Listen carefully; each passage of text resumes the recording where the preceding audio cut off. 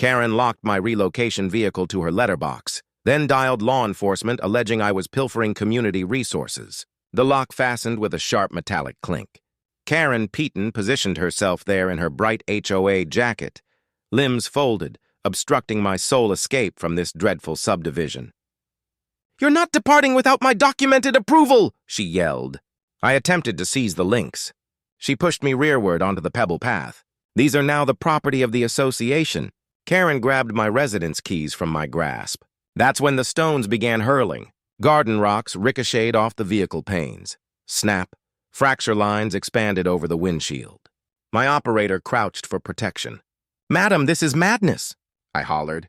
"I'm contacting the authorities. You're absconding with HOA belongings." Here's the detail she was unaware of. My boy Marcus works as an FBI operative, and what Karen had just executed?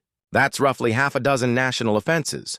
What would you do if your HOA leader turned completely unhinged? Where are you viewing from? Share your most horrific HOA ordeal in the comments. I'm Dalton Reed, 58 years old, builder, and evidently the top adversary of Meadowbrook Estates. 2 years back, malignancy claimed my spouse Sarah. This dwelling transformed into a tomb of recollections. Her teacup still rested on the counter in the kitchen, her spectacles for reading on the bedside table. I couldn't inhale here any longer, so I acquired a cottage by Lake Hartwell, Sarah's preferred angling location. "We'll settle there eventually," she often remarked, tossing lines into the twilight. Well, eventually arrived minus her. Meadowbrook Estates appeared ideal a dozen years prior. High-end residential enclave, rigid design standards, HOA that genuinely preserved home worth. My cleared mortgage should have served as my pass to liberty. Introduce Karen Peaton. Picture a property broker merged with a jail overseer. Karen's dominated our HOA committee for 8 years from her Edge Manor. She gauges lawns with measuring sticks, penalizes residents for unapproved holiday illuminations. Once billed Mrs. Sampson $50 for sowing golden blooms rather than the sanctioned pale ones. The sharp tick of her measuring device turned into the subdivision's most dreaded noise. 3 weeks prior to relocation date, I filed the appropriate forms.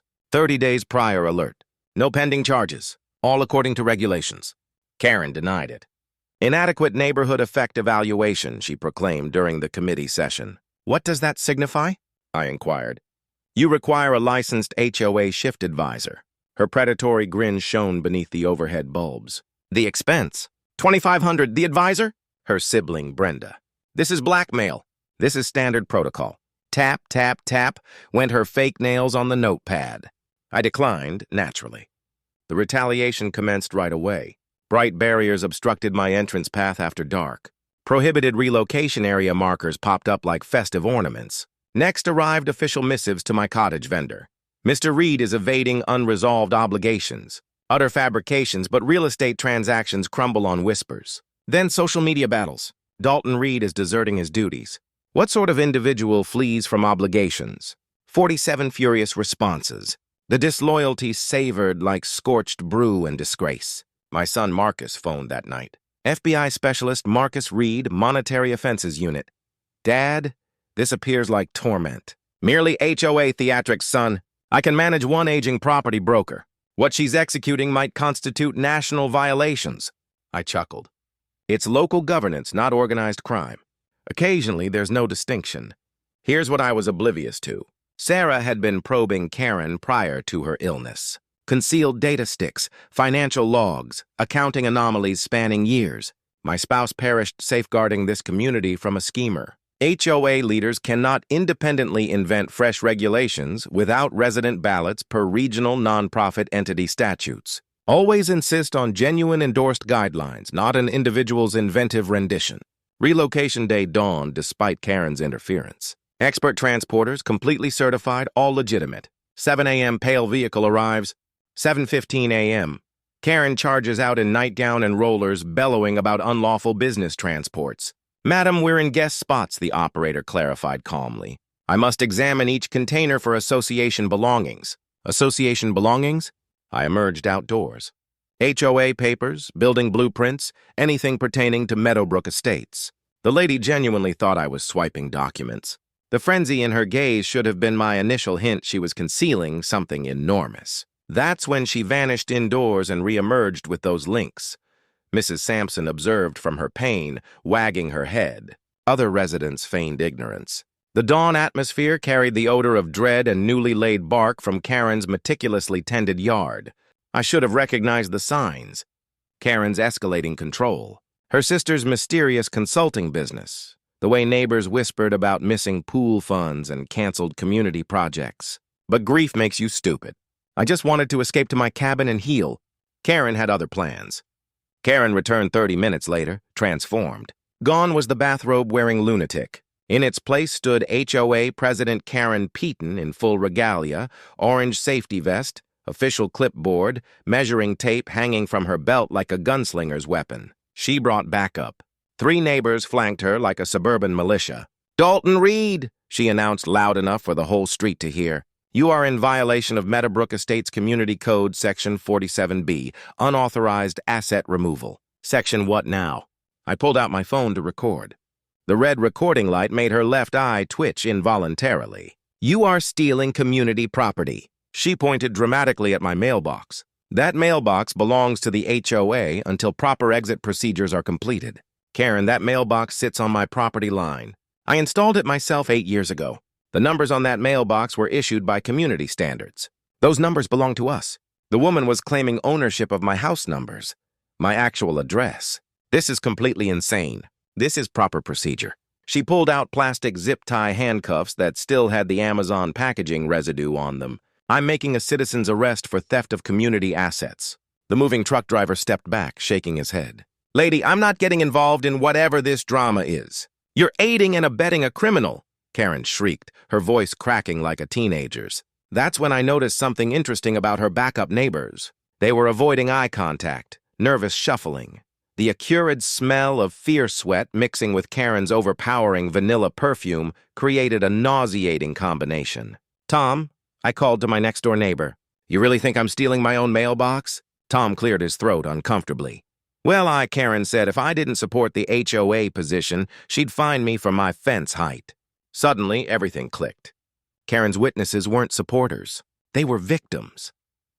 "Mrs. Patterson," I addressed the elderly woman cowering behind Karen. "What about you?" "She threatened to report my dog as a noise violation," Mrs. Patterson whispered. "Bella's 12 years old and barely barks anymore." Karen's face flushed crimson. "These people are lying." "No," I said, still recording. "They're finally telling the truth." The third neighbor, young dad named Mike, found his courage. "Karen, this is wrong. You can't force us to lie for you." "Fine," Karen screamed. "I'll handle this myself." She lunged for my house keys. I pulled them back. She grabbed my wrist with surprising strength for a real estate agent. "These keys contain access to community architectural plans. They're evidence." I twisted away. "Karen, you're assaulting me on camera. I'm protecting community assets." The moving driver was filming too now. "Ma'am, I've seen crazy HOA ladies, but this tops them all." He paused, grinning. "Actually, you offered me $200 earlier to accidentally damage his stuff. Told me he was a deadbeat skipping town. Got it all on dash cam, audio and everything." Karen's mouth opened and closed like a goldfish gasping for air. That's not... I remembered something my contractor buddy once told me about citizens' arrests. You can only detain someone for felonies you personally witness or misdemeanor involving immediate public safety. Property disputes definitely don't qualify. What Karen was attempting was technically kidnapping under Texas law. I called 911. Karen immediately called 911 too, screaming about theft and assault and community emergencies. While we waited for police, elderly Mrs. Samantha shuffled over from across the street. Sweet lady who'd brought me homemade soup after Sarah died. "Dalton," she said quietly, glancing nervously at Karen. "I need to tell you something important." She lowered her voice. "Last month, Karen tried to seize my garden shed, said it violated setback requirements and belonged to the HOA. Now what?" I stopped recording momentarily. She brought official looking. Papers demanded I sign ownership over to the community. When I refused, she threatened daily fines until I complied.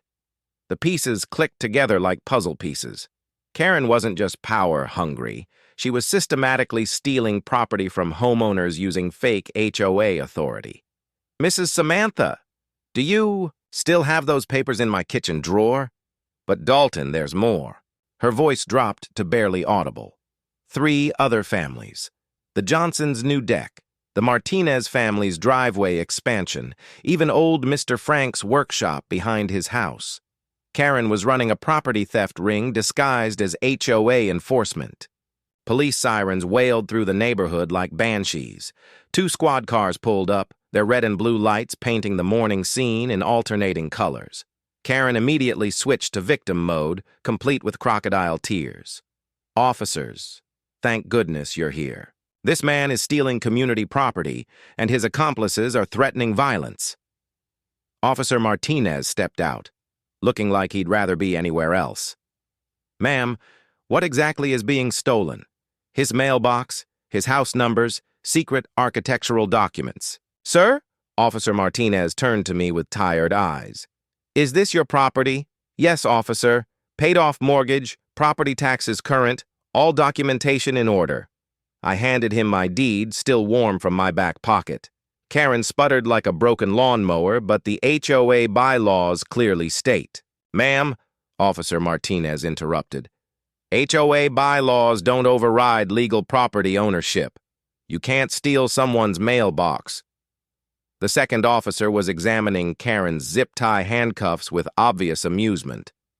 Ma'am, did you attempt to restrain this? Gentlemen, I was making a completely legal citizen's arrest. For what felony did you personally witness? Dead silence. Karen's brain visibly short-circuited, her mouth opening and closing without sound. The morning sun beat down mercilessly on the growing crowd of neighbors. Kids pressed their faces against windows. The metallic taste of adrenaline filled my mouth as I realized this was just the opening act. Karen wasn't done, not even close. The police left with stern warnings for Karen about false reports and harassment. You'd think that would end it. You'd be wrong. At 2 a.m. that night, my doorbell rang, then again. And again. I stumbled downstairs in my boxers to find Karen on my porch with a clipboard and flashlight wearing what looked like a security guard uniform from Party City. Emergency HOA inspection, she announced. Reports of unauthorized renovations require immediate investigation. Karen, it's 2 in the morning. Section 23C allows emergency inspections at any hour for safety violations. I'd helped write those bylaws 12 years ago. No such section existed. Get off my property or I'm calling the police again. I am the authority here, she screamed loud enough to wake the entire street. Porch lights flickered on like Christmas decorations. She tried pushing past me into my house. I blocked the doorway. This is breaking and entering, Karen. This is community protection. The smell of stale wine on her breath mixed with that sickly vanilla perfume. The woman was drunk on power and possibly actual alcohol. Islammed the door and called 911 again.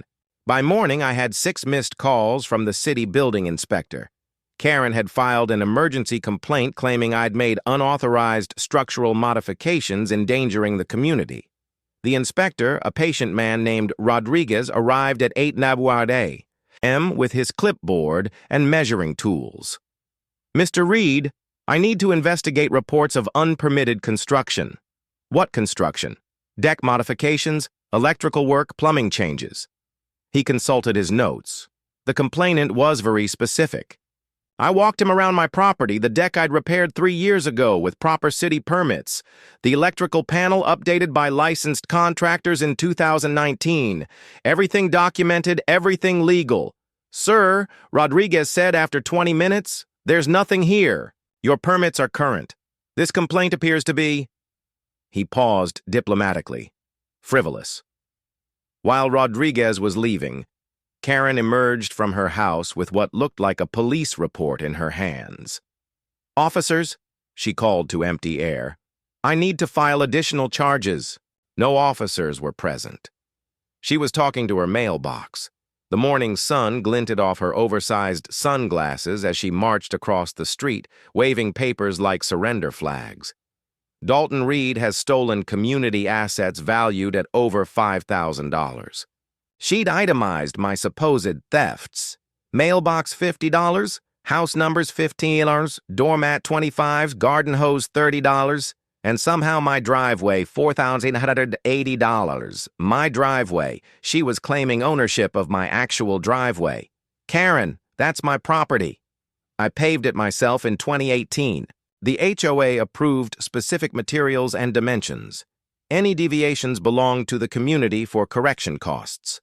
The woman had lost her grip on reality entirely. That afternoon, she escalated again. The moving company called in a panic. Mr. Reed, we've received a cease and desist letter claiming we're aiding criminal activity. Our insurance company is freaking out. From who? Peton Legal Services. They're threatening to sue us for conspiracy to commit theft. Peton Legal Services didn't exist. I Googled it. Karen had created a fake law firm using her maiden name and Microsoft Word, but it worked. The moving company wanted out. Look, we'll honor our contract, but if this gets weirder, we're gone. That evening, I discovered Karen's masterpiece. She'd somehow obtained spare keys to my house, probably from the previous owner, and changed my locks, new deadbolts, new door handles, everything shiny and chrome. A note was taped to my front door. Property secured pending HOA investigation. Access restricted by Community Safety Protocol 15J. I was locked out of my own house.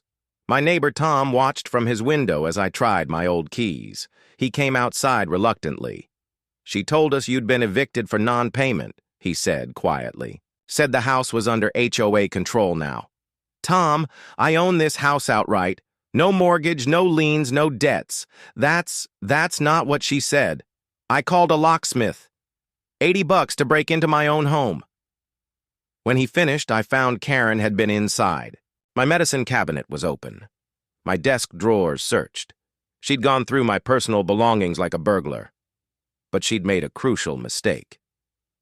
On my kitchen counter sat a manila envelope I'd never seen before. Inside were bank statements for an account I didn't recognize. HOA funds being transferred to something called Community Improvement Solutions, LLC, the same phony company that employed her sister Brenda. Sarah always told me that criminals eventually hang themselves with their own rope. Looks like Karen had just handed me the noose. I photographed everything with my phone, noting timestamps and locations. From my police academy days helping my dad with security work. I remembered that breaking and entering becomes burglary when you steal something, even information. The sweet taste of impending justice filled my mouth as I realized Karen had just committed multiple felonies in a single afternoon. Tomorrow I'd call Marcus. Karen went nuclear the next morning. I woke up to find a lien notice taped to my front door. Official-looking letterhead, legal terminology, the works. According to this document, I owed $15,000 in back fees and community. Violations dating to 2019, $15,000 for imaginary crimes. The itemized list was creative fiction. $200 monthly landscape non-compliance fees, $500 quarterly architectural deviation penalties, and my personal favorite, $100 weekly community participation deficiency charges because I'd missed HOA meetings while caring for my dying wife. I called the county clerk's office. No lien had been filed.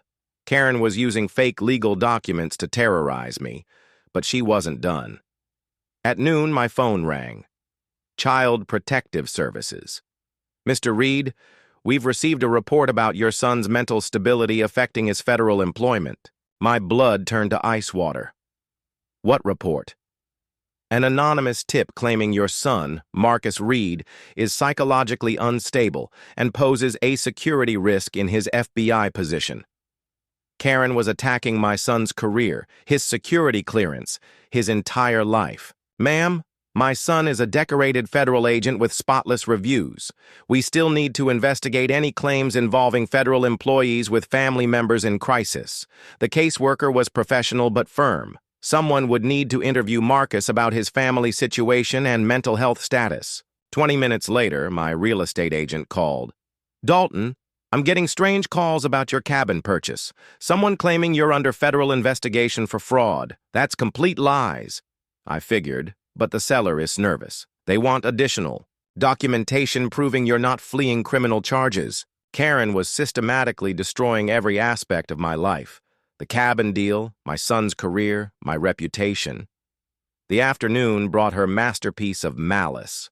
Marcus called from D.C., his voice tight with controlled anger. "Dad, I just spent 2 hours with internal affairs. What happened? Someone filed a formal complaint claiming I'm using federal resources for personal vendettas. They've detailed logs of my phone calls to you, my travel plans to visit, even my internet searches about HOA law. The woman had been stalking my son, monitoring a federal agent. They know the allegations are garbage," Marcus continued, "but I'm officially under review. They've restricted my access to certain databases until the investigation concludes." "Marcus, I'm so sorry. Don't apologize, Dad. Get angry. What she's doing isn't just harassment anymore. It's interference with federal law enforcement." That evening, Karen played her final card. The doorbell rang at 8 p.m. A man in a cheap suit stood on my porch with a briefcase. "Dalton Reed, I'm here to serve you with foreclosure papers." "Foreclosure? I own this house outright. According to HOA records, you owe substantial fees and penalties. The association is exercising its right to foreclose for non-payment." I examined the documents. They looked official enough to fool most people. Fake court seals, fabricated judge signatures, the works. But the case number format was wrong for our county, and the legal terminology was slightly off. Karen had forged federal foreclosure documents. "Sir, I told the process server these are fake. You're delivering fraudulent legal papers." His confident smile wavered. "The lady paid me $50, said it was all legitimate. The lady just made you an accessory to mail fraud." He practically ran back to his car. I photographed everything and called Marcus immediately. "Dad, save those documents. What she just did is federal mail fraud, aggravated identity theft for the fake court seals, and wire fraud if she used email or phone to coordinate it." "How do you know she used wire communication?" "Because I've been building a case file. That process server called me today confused about delivering papers to an FBI agent's father." He gave me Karen's phone number, email address, and payment method. My son had been 3 steps ahead the entire time. "Marcus, she's destroying your career over this." "Dad, she's destroying her life. I ran her information through our fraud databases. Karen Peaton has similar complaints in 3 other states. She's a serial HOA scammer who moves every few years when people catch on." The puzzle pieces clicked together. Karen wasn't just a power-mad neighbor. She was a professional con artist using HOA positions to steal from communities. "There's more," Marcus continued. "Those bank records you found.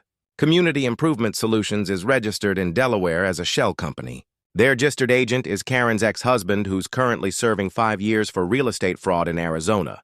My wife, Sarah, hadn't just stumbled onto financial irregularities. She'd uncovered a multi-state criminal enterprise. The sweet night air carried the scent of jasmine from Mrs. Samantha's garden as I sat on my porch processing everything. Karen had made one fatal mistake in her escalating desperation. She'd threatened a federal agent's family. Now it was personal for Marcus, too. Tomorrow we'd end this. The next morning, Marcus arrived from D.C. with a briefcase and the grim expression of an FBI agent on official business. "Dad, we need to go through Sarah's things. All of them. I'd avoided her home office since the funeral. Too many memories." Her reading glasses still sat on the desk where she'd left them 2 years ago. Marcus went straight to her filing cabinet. Mom was methodical about everything. If she found financial irregularities, she documented them. The bottom drawer was locked. I'd never noticed.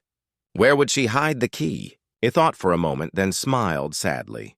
Her jewelry box. She always said the most valuable things should be kept together. The tiny key was tucked under her wedding ring.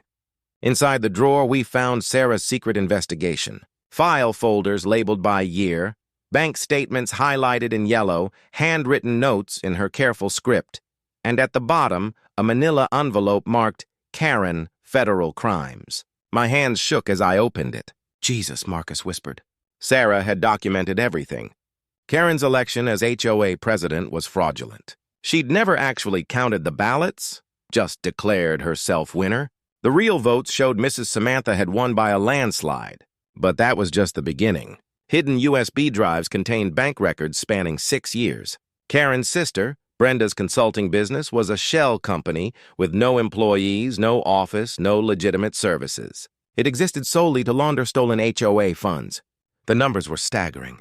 127,000 stolen through fake maintenance contracts. Emergency tree removal for trees that didn't exist. Community wellness audits that never happened. Pool maintenance for a pool that was never built. Marcus pulled up Karen's real estate records on his laptop. Dad, look at this. Karen owned 7 properties in our county alone, all purchased with cash in the last 4 years. All bought well below market value from distressed sellers, then flipped for massive profits. She's been laundering HOA money through property investments, Marcus explained. Classic money laundering scheme. Steal from the association, buy real estate, sell for clean money. But the worst discovery was in Sarah's handwritten notes. Karen knows I'm investigating. She offered to help with my cancer treatment costs if I stopped asking questions about the finances. When I refused, she said it would be tragic if something happened to interfere with my medical care. My wife had been threatened. Karen had used Sarah's cancer as leverage to protect their criminal enterprise. There's more, Marcus said grimly. He pulled out a letter from the state attorney general's office dated 3 months before Sarah's death. Mom filed an official complaint. The state was opening an investigation into HOA fraud when she became too sick to follow through. The letter requested additional documentation and witness statements. Sarah had been building a federal case against Karen when cancer stole her strength. Look at this. Marcus showed me Karen's property history. She's done this before. Phoenix, Arizona. 2 HOA fraud convictions fled before sentencing. Denver, Colorado. Embezzlement charges dropped when she disappeared. Tucson. Similar pattern. Karen Peaton was a serial HOA scammer, a professional criminal who targeted suburban communities where people trusted their neighbors. The cabin you're buying, Marcus continued. Guess who the secret owner is through a shell company? My stomach dropped. Karen. She's been playing a long game, Dad. Force you out, buy your property cheap through a straw man, then sell your cabin back to herself at a loss to clean the stolen money. Everything made sense now. Karen's desperate attempts to stop my move weren't about HOA control. They were about protecting a complex money laundering operation that my departure would expose. Your moving would trigger a financial audit for the property transfer, Marcus explained. She can't afford scrutiny of the HOA books right now. I held Sarah's investigation files, feeling her presence in the room. My wife had died trying to protect our community from a predator. She'd gathered enough evidence to send Corrento Federal Prison, but never lived to see justice served. Mom left us a roadmap, Marcus said softly. Every document we need to destroy Karen's operation. The morning sunlight streamed through Sarah's office window, illuminating her careful handwriting on the last note in the file. Find Dalton. Tell him I love him. Make Karen pay. We had our marching orders? Marcus spread Sarah's evidence across my kitchen table like a general planning a war. Bank statements, property records, fake invoices, and shell company documents created a paper mosaic of Karen's crimes. First, we need more allies, he said, pulling out his phone. This is bigger than just you and me. Mrs. Samantha knocked on my door 20 minutes later, carrying a plate of fresh cookies and a manila folder thick as a phone book. I was hoping you'd ask for help, she said, settling into Sarah's favorite chair. I've been documenting Karen's financial irregularities for 3 years. She opened her folder to reveal spreadsheets that would make a CPA weep with joy. Every HOA transaction since 2019, cross-referenced with actual community improvements, highlighted discrepancies totaling over $200,000. I'm a retired IRS auditor, Mrs. Samantha explained to Marcus's surprised expression. 42 years chasing tax cheats. Karen's patterns are textbook money laundering. Marcus grinned. Mrs. Samantha, you just became our star witness. The doorbell rang again. Board Vice President Janet Morrison stood outside with 3 other homeowners I recognized from neighborhood barbecues. Dalton, we owe you an apology, Janet said. We should have stopped Karen years ago. They brought their own evidence, fake assessment notices, threats about property violations that didn't exist, stories of Karen demanding cash payments for made-up fines. She told me my fence was 6 in too tall, said Tom from next door. Demanded $500 to avoid daily penalties. I paid her cash rather than fight it. She claimed my mailbox was the wrong shade of black, added Mike, the young father. $300 for community aesthetic violations. Marcus took notes while Mrs. Samantha calculated totals. Every cash payment, every fake fine, every fraudulent assessment painted a clear picture of systematic extortion. The morning air filled with the sweet smell of Mrs. Samantha's jasmine as we planned our strategy on the back porch. "Here's how federal investigation works," Marcus explained. "We need evidence of interstate activity for federal jurisdiction. Karen's shell companies cross state lines, so we've got that covered." He pulled out a secure laptop. "Mrs. Samantha, your audit shows a pattern of invoice inflation. Same vendors billing the same amounts on the same dates every month. That's classic systematic theft. From my contractor days, I knew how to trace business licenses and registrations. Karen's sister, Brenda's consulting company, had no business license, no employees, no office address. It was a ghost company existing only to launder money. The beauty of financial crimes," Marcus continued, "is that criminals always leave paper trails. Every fake invoice, every fraudulent transfer, every shell company registration creates federal evidence." Mrs. Samantha's spreadsheets revealed the full scope. Pool maintenance contracts for a pool that was never built. Tree removal invoices for trees that didn't exist in our community. Emergency roof repairs for the community center that had a brand new roof.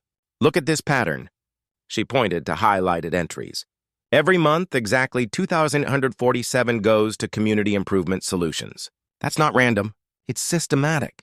The number was specific because it stayed just under the $3,000 threshold that triggers automatic bank reporting requirements. Karen knew enough about financial regulations to structure her thefts to avoid detection. Marcus coordinated with his FBI field office while we gathered additional evidence. Motion-activated cameras captured Karen's increasingly erratic behavior. She'd started patrolling the neighborhood at night, checking for violations that didn't exist. "Documentation is everything in federal court," Marcus explained. "Every recorded conversation, every photographed document, every time-stamped video becomes evidence." We discovered Karen's real estate empire extended beyond our county. Shell companies in Delaware, property flips in 3 states. A pattern of HOA fraud dating back 8 years and covering dozens of communities. The local news reporter arrived after Tom called the tip line. Channel 7's investigative team had been tracking HOA corruption stories statewide. "This could be huge," reporter Sarah Kim explained. "We've got similar complaints about Karen Peaton from communities in Austin and Houston. Your case might be the key to exposing a multi-city fraud ring." Mrs. Samantha's forensic accounting skills proved invaluable. She traced money flows through multiple bank accounts, showing how stolen HOA funds were converted into real estate investments, then resold for clean money. "See this transaction pattern?" She pointed to her computer screen. "Steal from HOA, deposit in Community Improvement Solutions, transfer to Delaware Shell Company, purchase distressed property, renovate with unpaid contractor labor, sell for profit." The contractors Karen Stiff came forward with their own stories. Unpaid invoices totaling $47,000. Promises of community work that turned into free labor for her personal properties. From my dad's old police connections, I learned that systematic fraud becomes racketeering when it involves multiple victims and crosses state lines. Karen wasn't just a thief. She was running an organized criminal enterprise. As the sun set behind Mrs. Samantha's garden, our strategy was complete. Tomorrow, we'd spring the trap that Sarah had spent her final months preparing. Karen's reign of terror was about to end. Karen's desperation reached new heights that week. She knew we were building something, and her response was pure criminal panic. Tuesday night, I caught her breaking into my house again. This time, she wasn't just snooping. She was planting evidence. My security cameras captured everything. Karen, dressed in black like a suburban ninja, jimmying my back door with a credit card. She crept through my kitchen, placing small plastic bags in my garbage disposal and behind my refrigerator. The bags contained white powder that looked suspiciously like cocaine. She was framing me for drug possession. I called the police immediately, but Karen was gone by the time they arrived. The planted drugs were still there, though, and Officer Martinez wasn't amused. "Sir, this appears to be baking soda," he said after field testing the powder. "Someone's playing games." Wednesday brought a new level of sabotage. I woke up to find all 4 tires on the moving truck slashed. Deep, deliberate cuts that made the rubber peel back like orange skin. The acrid smell of fresh rubber filled the morning air. A note was tucked under my windshield wiper. "Thieves don't get toescape justice." The moving company driver was furious.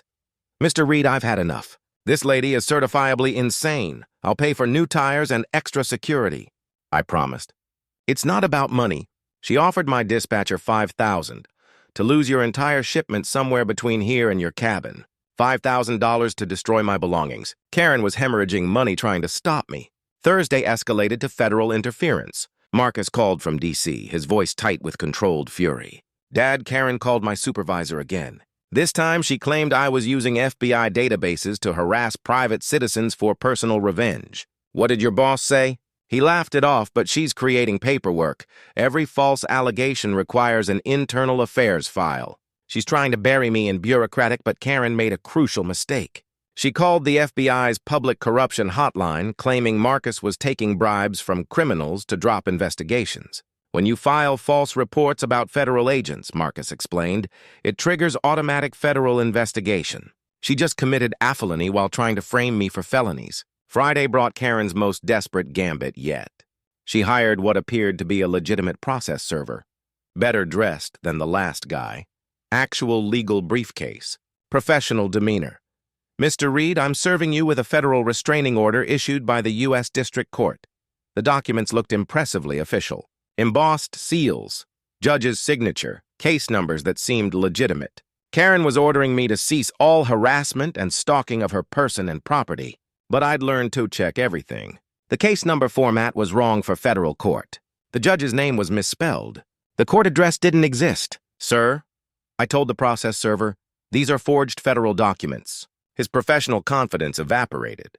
The woman paid me $300, showed me state bar credentials. She doesn't have state bar credentials. You just delivered fake federal court orders. The poor guy went pale. She said you were a dangerous stalker, that this was a protective order. I felt almost sorry for him.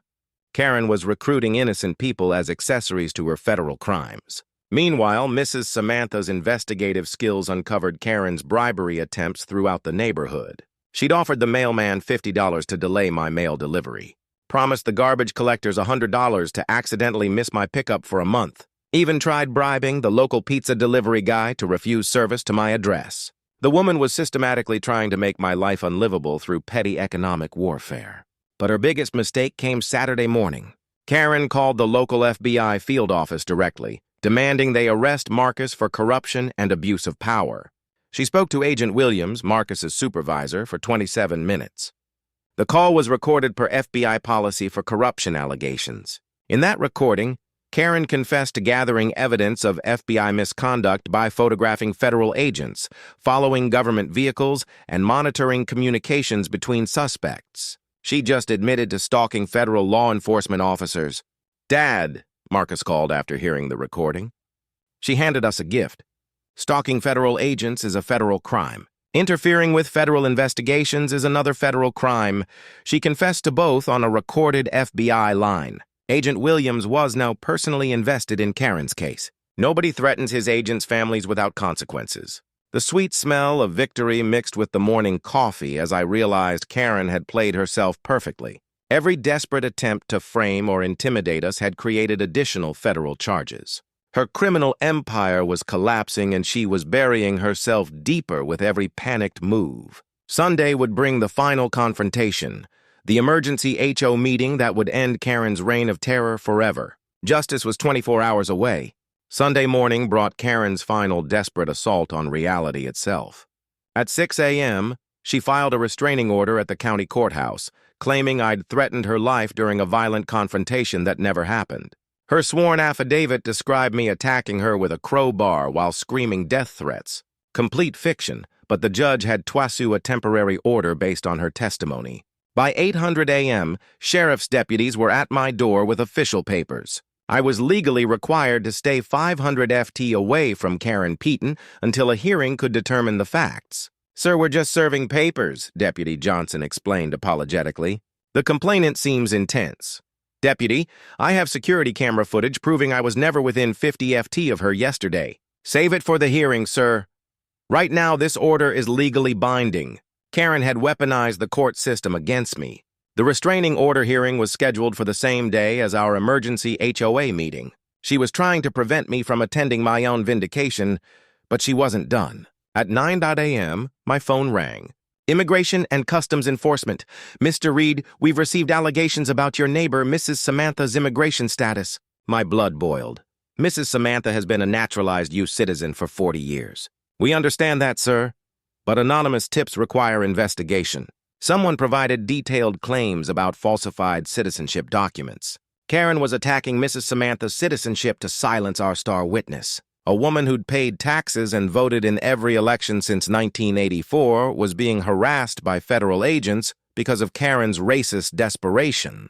The morning air tasted like copper pennies and rage as I realized how low Karen would sink.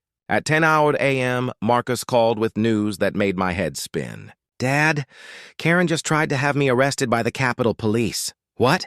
She called the FBI headquarters claiming I was planning to use federal resources to attack her at today's HOA meeting, said I was bringing weapons and fellow agents to intimidate civilians. The woman had accused my son of domestic terrorism. The Capitol Police took it seriously until they saw who was making the allegation. Marcus continued. Turns out Karen's been calling federal agencies all week with increasingly bizarre stories about FBI corruption conspiracies. Every agency now had Karen flagged as a frequent false reporter. Law enforcement speak for crazy person who wastes our time. But her most audacious move came at 11 a.m. A convoy of official-looking vehicles pulled up to my house. 3 men in suits with badges approached my door. Mr. Reed, U.S. Marshal Service, we're here to execute a federal seizure warrant for this property. My heart stopped. They handed me documents claiming my house was being seized as proceeds from criminal activity. According to their paperwork, I was under federal investigation for money laundering and tax evasion. The documents looked legitimate until I examined them closely. The case numbers were wrong. The judge's signature was obviously forged. The court seal was printed, not embossed. Gentlemen, these are fake federal documents, I said carefully. The lead marshal squinted at his paperwork. Sir, we were hired by Peton Legal Services to execute this seizure. Peton Legal Services doesn't exist. You're being used to commit federal crimes. Their confidence evaporated instantly. Real U.S. Marshals don't get hired by private companies. These were process servers Karen had convinced they were executing legitimate federal warrants. She paid us $2,500, the lead guy admitted. Showed us what looked like official court orders. She just made you accessories to federal document fraud. They practically ran back to their cars. By noon, Karen's schemes were unraveling faster than she could create them. The restraining order was dismissed when I presented security footage to the judge. ICE agents apologized to Mrs. Samantha after verifying her citizenship documentation. The fake U.S. Marshals reported Karen to actual federal authorities for impersonating court officers. But Karen's final masterstroke was pure desperation. She called a press conference.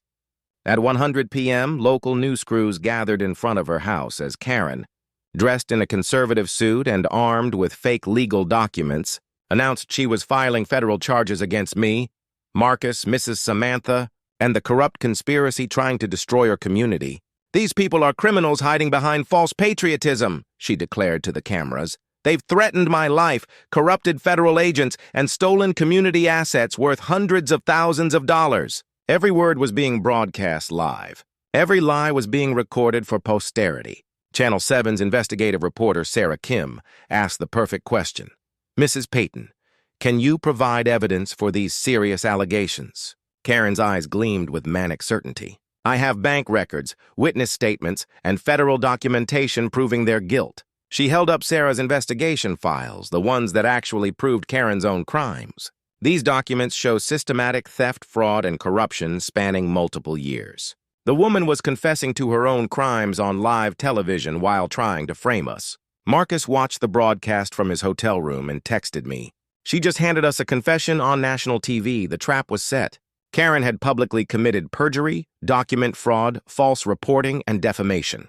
Tonight's HOA meeting would be her final performance. Saturday evening, 6:00 p.m. sharp. The Meadowbrook Estates Community Center had never seen anything like it. All 127 homeowners were invited. 89 showed up, a record that shattered our previous attendance of 12 people arguing about Christmas decoration guidelines.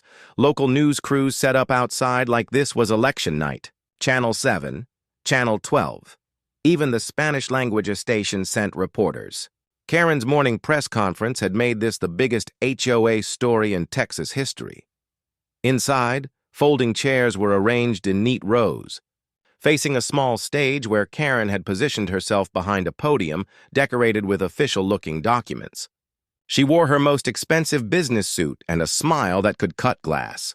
3 men in dark suits sat in the back row, observing silently, FBI agents, though most neighbors probably assumed they were reporters. Marcus sat beside me in the front row, his federal credentials visible in his jacket pocket. Mrs. Samantha clutched her manila folder of financial evidence like a lifeline.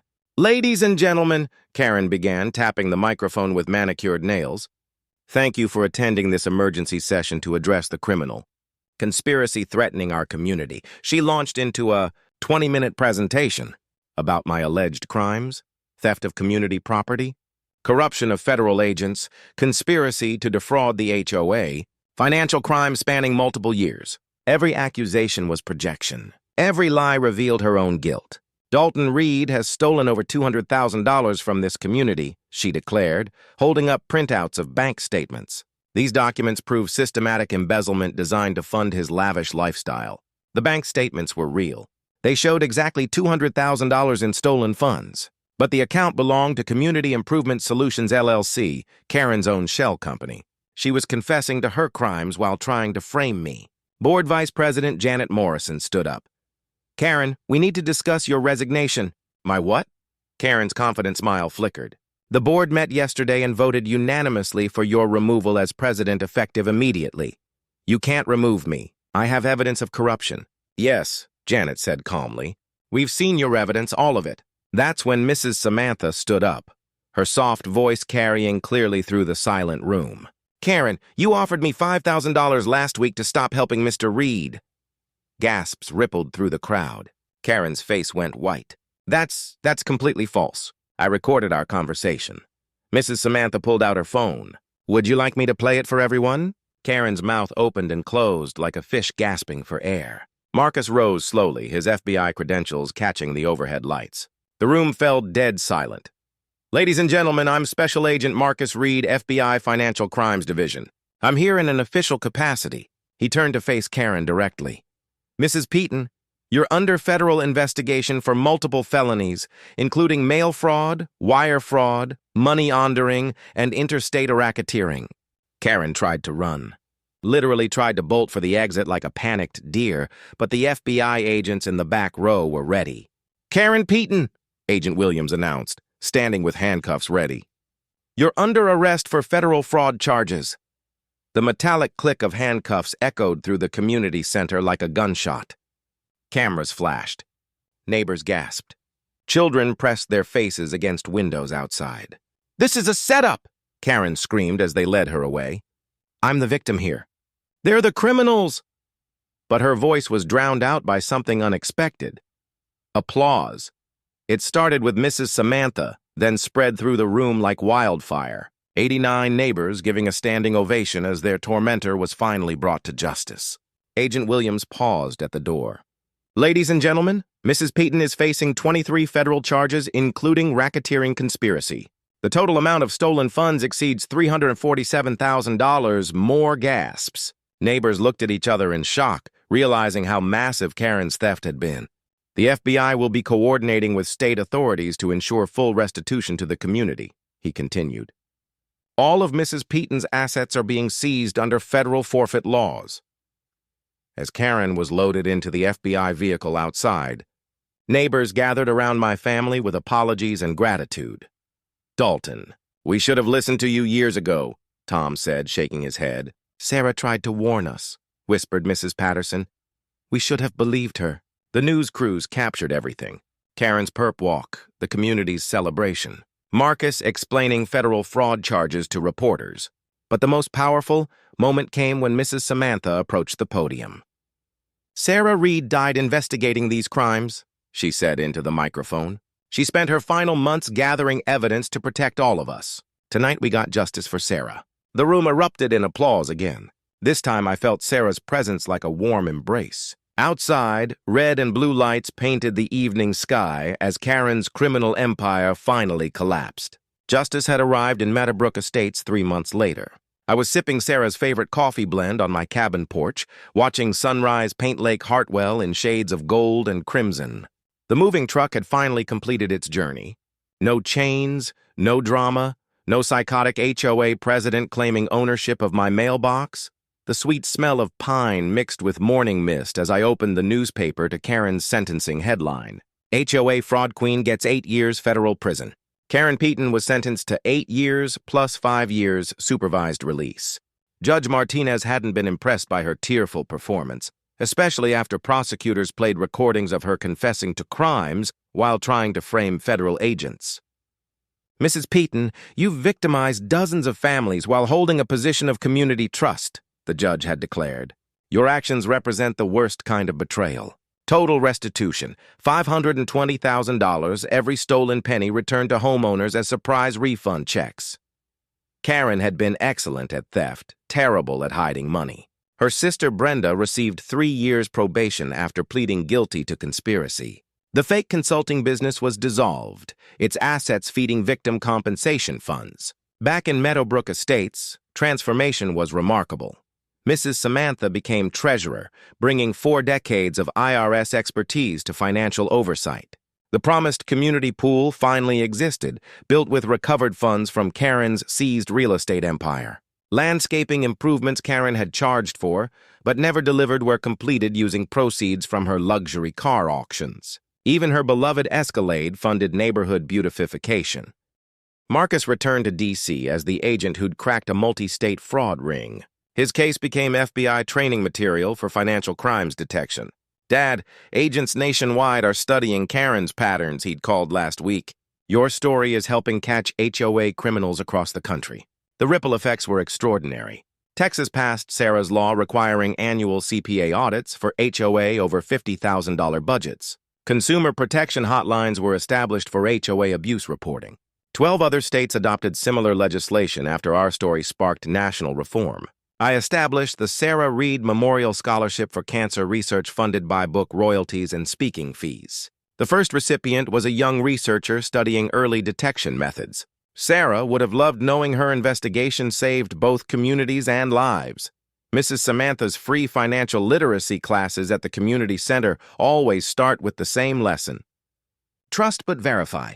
If someone demands cash for mysterious violations, call authorities immediately. Documentary producers are featuring our case in a corruption series. Our story inspired copycat investigations in 43 communities as neighbors found courage to challenge their own HOA tyrants. Tom, formerly Karen's intimidated supporter, became our new president. His transparency rules require monthly budget reports and quarterly community meetings. "Never again will one person control our neighborhood," he promised. The sweetest justice came last week. Karen was transferred to Arizona Federal Prison to face additional charges for previous HOA scams in Phoenix and Tucson. Prosecutors across 3 states are building a RICO case that could add decades to her sentence. The woman who chained my moving truck was facing life imprisonment for systematic community theft. As evening painted the lake in purple twilight, I felt Sarah's presence in the gentle breeze rustling through our favorite fishing spot. Her investigation had protected not just our community, but neighborhoods nationwide. Laws were reformed. Criminals were caught. Justice prevailed. I raised my coffee mug toward the stars emerging overhead. "We did it, sweetheart. Your fight changed everything." The warm taste of victory mixed with cool mountain air as I realized Sarah's greatest gift, proving that ordinary people can defeat corrupt systems when they stand together for truth. Her legacy lives on in every reformed HOA law, every protected community, every family spared from financial predators. What's your worst HOA nightmare? Share your story in the comments below. You might be sitting on the next federal case that protects thousands of families. Hit that subscribe button for HOA stories because we're just getting started exposing corrupt authority, and justice always finds a way when good people refuse to stay silent.